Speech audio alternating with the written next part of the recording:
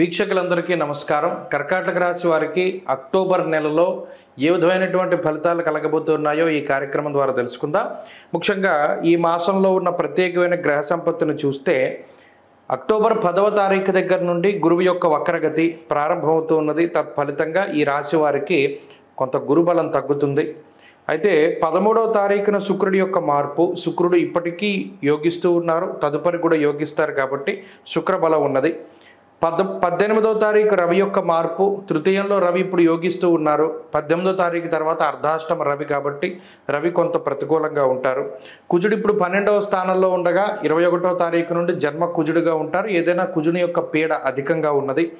30వ తారీఖున బుధుడు మారుతారు. ఇప్పుడు బుధుడు మారినా మారకపోయినా రెండు చోట్ల కూడా మీకు అనుకూలంగానే ఉన్నారు. అలాగే వక్రించినటువంటి శనేశ్వరుని యొక్క ఫలితం, రాహు యొక్క ఫలితాన్ని మనం ప్రధానంగా చేసుకున్నప్పుడు గురుబలం తగ్గడం, రవి బలం తగ్గడం, కుజుని యొక్క పీడ, శని యొక్క పీడ, ఈ 4 గ్రహాలు కొంత అధికంగా వేధించేటువంటి గ్రహాలుగా మనం చెప్పవచ్చును. వ్యయంలో ఉన్న కుజుడు జన్మరాశిలోకి రావడం వల్ల జ్వరం ఖడ్గవ్రణం చైవ అంటూ ఉన్నది శాస్త్రం. అంటే సప్తమాన్ని వీక్షిస్తారు. శనికి కుజుడికి షష్టాష్టకాలు ఏర్పడుతూ ఉన్నాయి. ఈ ప్రత్యేకమైనటువంటి స్థితి వల్ల అటు జీవిత భాగస్వామి తాలూకు ఆరోగ్యంపై ఇది ప్రభావాన్ని చూపెడుతుంది.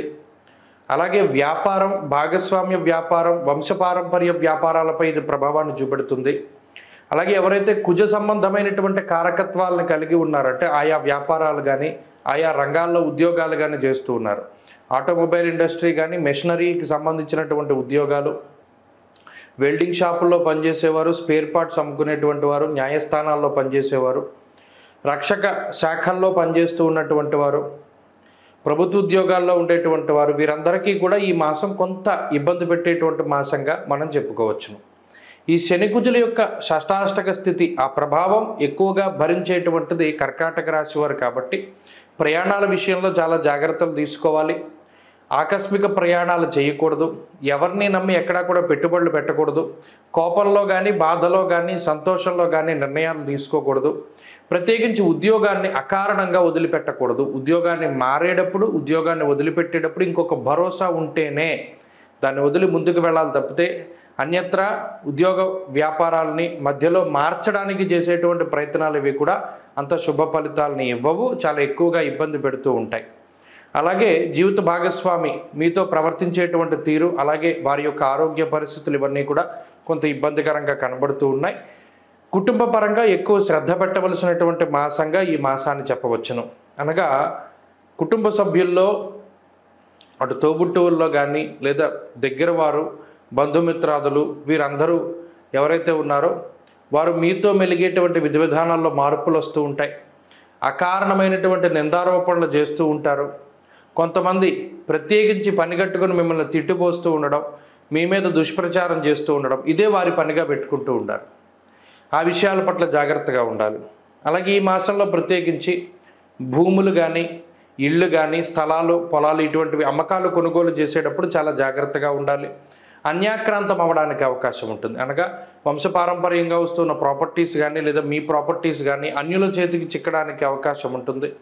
అందువల్ల చాలా జాగ్రత్తగా ఉండాలి. ప్రత్యేకించి న్యాయస్థానాలకి సంబంధించినటువంటి విషయాలు కానీ లేదా ప్రభుత్వపరమైనటువంటి విషయాలు కానీ కొంత ఇబ్బంది పెట్టడానికి అవకాశం ఉంటుంది. ఆ వాటి పరంగా కొంత జాగ్రత్తలు తీసుకోవడం చెప్పదగినటువంటి సూచన. మరీ ముఖ్యంగా 18వ తారీఖు లోపు ఉండేటువంటి పరిస్థితులు కొంత సాధారణంగానే ఉన్నాయి. అనగా ఏదైనా ముఖ్యమైనటువంటి పనులు ఈ మాసంలో చేయదలిచి వస్తే 18కి ముందు వాటిని పూర్తి చేసేసుకోండి. ఎందుకంటే రవి బలం ఉన్నప్పుడు కొన్ని గ్రహస్థితులు ప్రతికూలంగా ఉన్నప్పటికీ కూడా రవి ఉత్సాహాన్ని ఇస్తూ ఎక్కడికక్కడ మీకు ముందుకు వెళ్ళేటువంటి అవకాశాన్ని ఇస్తారు. కాబట్టి తృతీయ రవి యొక్క బలం ఉన్నప్పుడే ముఖ్యమైనటువంటి పనులన్నీ కూడా పూర్తి చేసుకోండి.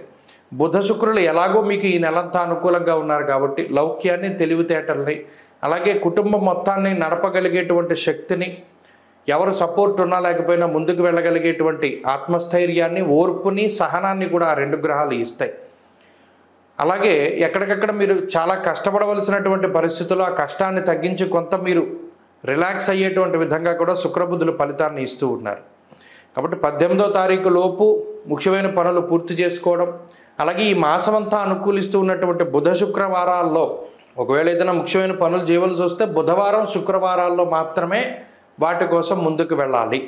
తప్పితే మిగతా వారాల్లో మిగతా రోజుల్లో ఏ పని కోసం ముందుకు వెళ్ళకూడదు. ప్రత్యేకించి బుధవారం శుక్రవారం ముందుకు వెళుతూ శనివారాన్ని మంగళవారాన్ని కంప్లీట్గా అవాయిడ్ చేస్తూ ఉండాలి. అలాగే శనివారం మంగళవారాల్లో చాలా జాగ్రత్తగా ఉంటూ ఉండాలి. ఆ 2 రోజుల్లో జరిగేటువంటి విషయాలు కొంత బాధ పెడుతూ ఉంటాయి, ఇబ్బంది పెడుతూ ఉంటాయి. కాబట్టి వాటిని ప్రత్యేకించి దృష్టిలో పెట్టుకుంటూ ఉండడం చెప్పదగినటువంటి సూచన. అలాగే ఈ మాసంలో ఉద్యోగస్తులకి సాధారణమైన స్థితిగతులు ఉన్నాయి. ఉద్యోగంలో అనుకోని ఆటంకాలు ఎదురవ్వడానికి, ఎందుకంటే దశమంలోకి గురుడు వెళ్ళేటువంటి ఫలితాలని ఆయన ఇస్తూ ఉన్నారు. లాభంలో వక్రించి ఉన్న గురుడు కాబట్టి ఆయన దశమ ఫలితాన్ని ఇస్తారు. కాబట్టి ఉద్యోగంలో మార్పుల్ని, ఉద్యోగంలో కొన్ని ఇబ్బందుల్ని కలగజేయడానికి అవకాశం ఉంటుంది. అలాగే అష్టమ శనీశ్వరుడు కూడా అటు చిన్నపాటి అనారోగ్య సమస్యలను ఇవ్వడానికి అవకాశం ఉంటుంది. కాబట్టి ఆ 2 గ్రహాలకి సంబంధించినటువంటి తశ్శాంతి చేసుకోవాలి. అంటే ఈ మాసంలో ఆరుద్ర నక్షత్రం వచ్చేటువంటి రోజున, అలాగే ప్రత్యేకించి శని త్రయోదశులు కానీ మాస శివరాత్రి రోజున పరమేశ్వరుడికి ఖచ్చితంగా రుద్రాభిషేకం చేసుకోవడం, ప్రతిరోజు కాలభైరవాష్టకాన్ని కానీ ఉమామహేశ్వర స్తోత్రాన్ని పారాయణ చేయడం, సోమవారాల్లో ప్రదోష కాలంలో నంది దగ్గర దీపం పెట్టడం, ఇటువంటి వాటిల్లో ఏ ఒక్క పని చేసినా సరే ఈ గ్రహస్థితి బాధ నుండి బయటపడవచ్చు. ఇంకొకటి ఎక్కువగా సుబ్రహ్మణ్యారాధన చేయడం, అనగా సర్పసూక్తంతో జంట సర్పాల యొక్క విగ్రహానికి చక్కగా అభిషేకాదులు చేసుకోవడం, మంగళవారం నాడు మౌనవ్రతాన్ని పాటిస్తూ ఉండడం, సుబ్రహ్మణ్యాలయానికి వెళ్ళి దీపారాధన చేయడం ఇత్యాది పనులు చేయడం వల్ల కూడా ఈ మాసంలో కొంత మంచి ఫలితాలను మనం ఆశించడానికి అవకాశం ఉంటుంది. అక్టోబర్ నెల 10వ తారీఖు లగాయతు ఫిబ్రవరి 4వ తారీఖు వరకు దాదాపుగా 117 రోజుల పాటు వృషభ రాశిలో సంచారం చేస్తూ ఉన్నటువంటి గురువు వక్రగతిని పొందబోతూ ఉన్నారు. ఈ గురువు యొక్క ఈ 117 రోజుల వక్రగతిని దృష్టిలో పెట్టుకుని ఏ ఏ రాశులకి ఏ ఫలితాన్ని గురుడు కలగజేస్తూ ఉన్నారు అనేటువంటి విషయాన్ని దృష్టిలో పెట్టుకోవాలి. ఎందుకంటే ఆల్మోస్ట్ రాశి సంచారం పూర్తయిపోతూ ఉన్నటువంటి టైంలో ఉన్న గురుడు 40 డిగ్రీలు 43 డిగ్రీలు వరకు వెనక్కి వచ్చేస్తున్నారు. మరలా తర్వాత మే 15వ తారీఖున మారతారు గురుడు వృషభం నుండి మిథున రాశిలోకి. కాబట్టి ఈ రోజులు 117 రోజులు అటు మేషం నుండి మీనం వరకు ఏ రాశికి ఏ ఫలితాన్ని ఇస్తున్నారు గురుడు అనేటువంటి విషయాన్ని గనక పరిశీలన చేస్తే, ఇక కర్కాటక రాశి వారికి గురుని యొక్క వక్రగతి మిశ్రమమైనటువంటి ఫలితాన్ని ఇస్తుంది. ప్రత్యేకించి ఈ గురుని యొక్క మార్పు ద్వారా అటు ఉద్యోగ వ్యాపార వ్యవహార వ్యవసాయాది రంగాల్లో కొన్ని క్రియాశీలకమైనటువంటి మార్పులు వస్తాయి. ఈ గురుడు వక్రగతిలో ఉన్నన్ని రోజులు కూడా ఎటువంటి ఉద్యోగ వ్యాపారాదుల్లో మార్పు చేర్పులు అనేటువంటివి పనికి రావు. ఒకవేళ చేయవలసి వస్తే మీ యొక్క జాతకానికి అనుగుణంగా ముందుకు వెళ్ళాలి తప్పితే ఎలా పడితే అలా మార్పులు చేయడం వల్ల అటు మీ మొదటికి మోసం రావడానికి అవకాశం ఉంటుంది. ప్రధానంగా వృత్తి ఉద్యోగాల్లో మార్పులు అనేటువంటివి చేయకూడదు. ఇక రెండవది, అనవసరమైనటువంటి ఖర్చులు పెరిగేలా చేస్తాడు గురుడు. ధాన్యనాశో ధనచ్ఛేద అంటున్నారు. అంటే ఇప్పటివరకు మీరు సంపాదించుకున్నటువంటి డబ్బంతా కూడా అనవసరంగా వృధాగా ఖర్చు చేయడానికి కూడా గురుడు అవకాశాన్ని కల్పిస్తాడు. ఈ 2 విషయాలపైనే కర్కాటక రాశి వారికి గురు ప్రభావం ఉంటుంది. అలాగే విదేశాల నుండి స్వదేశాలకు రావడానికి అవకాశాన్ని గురుడు కల్పిస్తాడు. తప్పితే ఇక్కడ నుండి అక్కడికి వెళ్ళడానికి కలగజేయరు. ఈ 3 విషయాలపై గురుడు యొక్క ప్రభావం కర్కాటక రాశి మీద ఉంటుంది.